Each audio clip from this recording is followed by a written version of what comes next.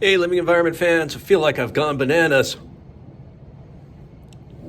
Bananas? Yeah. All right, let's do today's Bellringer.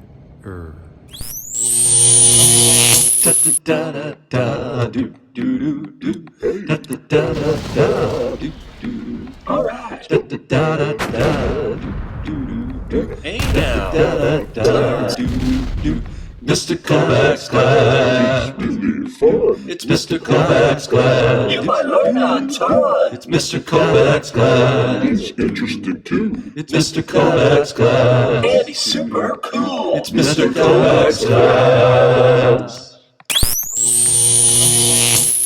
Now, if you've been in my class paying attention, you are an expert in the structure of the DNA molecule, the double helix, right? You've got sugars and phosphates making the sides. And the rungs of the ladders are these bases, and there's 4 of them: guanine, cytosine, thymine, and adenine, G, C, T, and A. And they always line up across from each other the same way. A goes with T, C goes with G. Always, always. All right?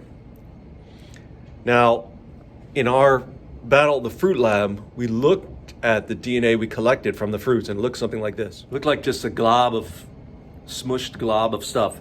You couldn't really see the individual. It's because DNA molecules are so tiny, they're so thin.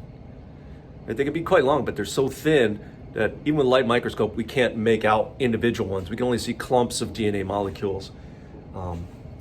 And you should have found that the strawberry and the banana should have looked pretty much the same when you look at their DNA with a light microscope. Okay? But if you look at DNA with an electron microscope, you can see the individual filaments of DNA. Pictures taken with an electron microscope of the inside of a nucleus. And you can see the DNA, it's strands.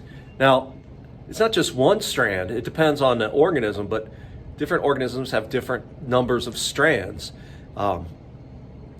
Humans, for example, have 46 strands in a nucleus of every cell, just kind of spread out. And when they're spread out like this, they fill up the whole entirety of the nucleus, and the nucleus appears round.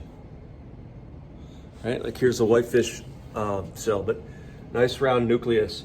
So why is the nucleus round? Because there's DNA just like kind of filling these little strands are filling every little bit of, it's like putting spaghetti in a baggie, right? Like filling the baggie with spaghetti. That's what it is. All right. Whenever you see a cell, well, this guy's been stained so that we can see the nucleus better, but see a cell with a nice long nucleus, you know it's probably in the stage of its life where it's doing what it's supposed to do, which we call in the business interphase. But take a look at these cells. Right? Here's some cells. Most of them have nice round nucleuses, but then some of them, the nucleuses are like weird. They're very dark, they're splotchy, or they're even condensed, or they're like wiggly fingers kind of type thing. Look at that one. Anyway, those cells are not in interphase. They're not doing what they're supposed to do.